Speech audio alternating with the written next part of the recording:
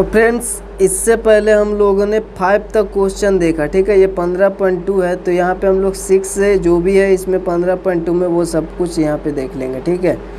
तो वीडियो अच्छा लगे तो लाइक कमेंट शेयर जरूर से कर दीजिएगा, और चैनल पर नया है तो चैनल को सब्सक्राइब करके बेल आइकन प्रेस कर दें ताकि आने वाला वीडियो का नोटिफिकेशन आप तक पहुँच जाए। तो यहाँ पर देखिए, आपका 6 नंबर क्वेश्चन में कह रहा है कि एक लंबवृत्तीय बेलन का वक्र पृष्ठीय क्षेत्रफल दिया हुआ। आपको पता है वक्र पृष्ठीय क्षेत्रफल का जो फार्मूला होता है 2πr/h होता है। तो पाई का वैल्यू तो रहता ही है, 2 भी आपका 2 है, पाई r चाहिए तो r यहाँ पे दिया हुआ है, h निकालना है, मतलब इसकी लंबाई ज्ञात करना है, मतलब लंबाई वही ऊंचाई हुआ, ठीक है। तो इस क्वेश्चन को देखते, ये हमारे पास और ये हमारे पास दिया हुआ है, ठीक है। तो 6 नंबर क्वेश्चन, और यहाँ पे हम लोग सोल्व लिखेंगे। सोल्व लिखने के बाद जो भी दिया हुआ है वो हम लिख सकते हैं या फिर डायरेक्ट भी बना सकते हैं, ठीक है। तो वृत्तीय बेलन का जो वक्र पृष्ठीय क्षेत्रफल है वो हम लिख लेते हैं।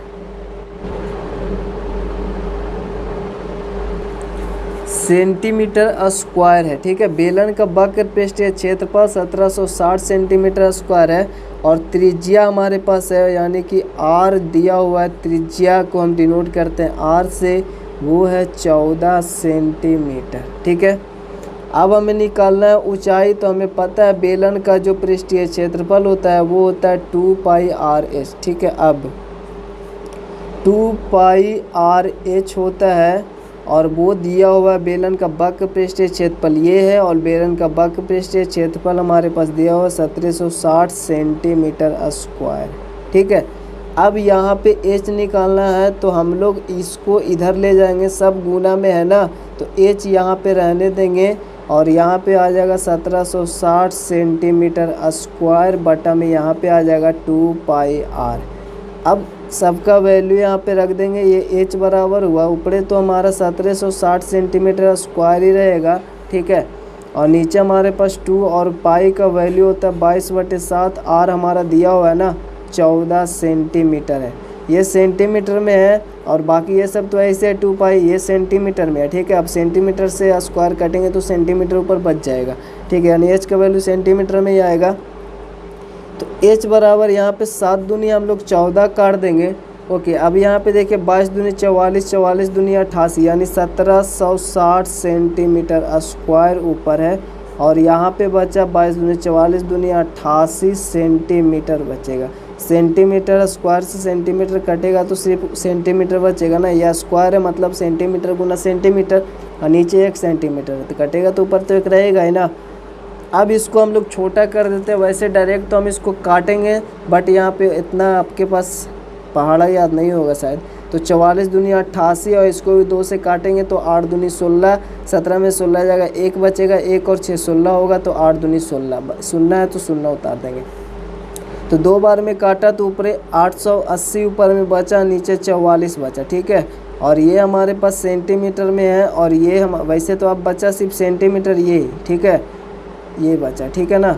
और ये तो हमने काट दिया। अब 44 दूनी 88 कटेगा कि नहीं, अब यहाँ पे 1 शून्य है तो ये 20 बचा, यानी h बराबर हमारे पास जो आंसर आएगा वो 20 सेंटीमीटर, और यही आपका आंसर होगा। आप लिख सकते हैं लंबाई बराबर 20 सेंटीमीटर, ठीक है।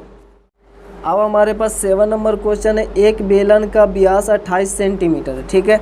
7 नंबर क्वेश्चन है ना, तो 7 नंबर क्वेश्चन में हमारे पास एक बेलन का व्यास दिया हुआ है, आपके पास कितना व्यास बोले तो d, ठीक है। व्यास बराबर हमारे पास है 28 सेंटीमीटर, और ऊंचाई देख रहे हैं यहाँ पे, ऊंचाई हमारे पास कितना है, ऊंचाई हमारे पास 20 सेंटीमीटर है, ठीक है।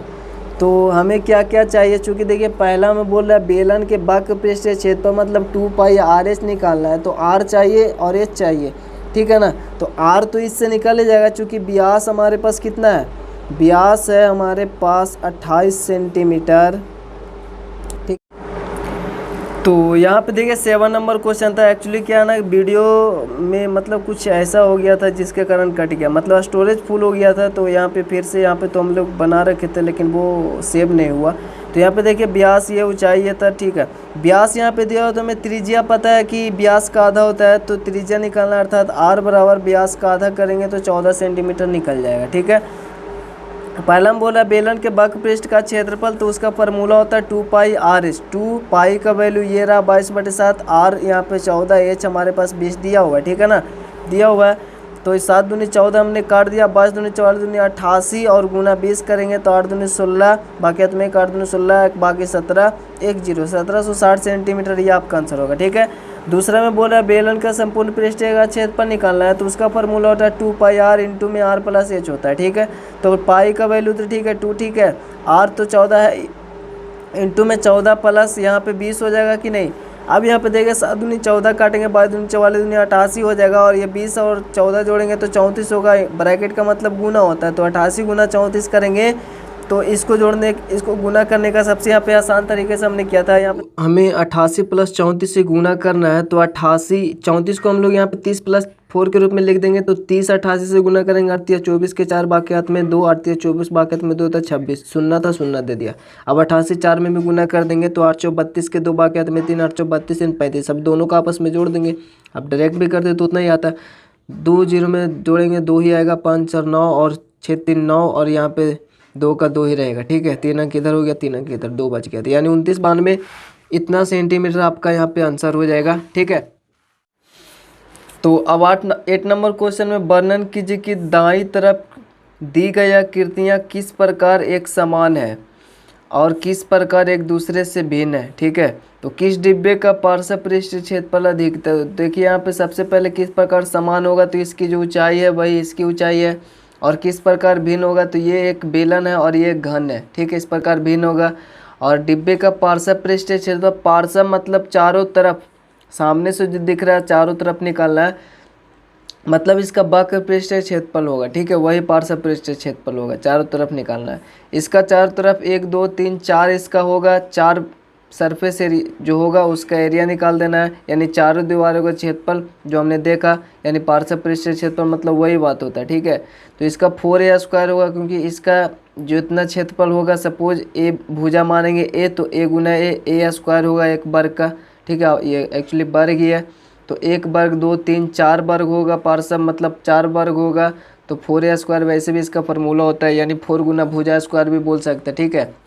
तो इसका हम लोग सॉल्यूशन यहाँ पे देखिए 8 नंबर यहाँ पे सोल्व लिख देना है। उसके बाद देखिए दोनों आकृतियों में ऊंचाई समान है, ऊंचाई समान है, तो इस प्रकार दोनों समान होंगे। एक घन है तथा दूसरा बेलन है, तो इस प्रकार दोनों आकृतियाँ भिन्न होंगे, ठीक है। अब बोल रहा है कि पार्श्व पृष्ठीय क्षेत्रफल, तो हमारे पास सबसे पहले बेलन का पार्श्व पृष्ठीय क्षेत्रफल लिखेंगे, या फिर बेलन का वक्र पृष्ठीय क्षेत्रफल भी लिखेंगे, बात वही है, ठीक है। तो इसका जो हमारे पास पृष्ठीय क्षेत्रफल आएगा वो आएगा, फार्मूला तो पता ही है, 2πrh होता है, 2 होता है, और यहाँ पे बेलन का और पाई होता है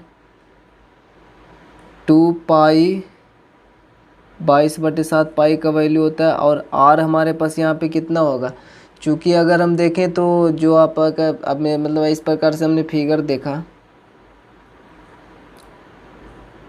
ठीक है, ऊंचाई 7 था, और यहाँ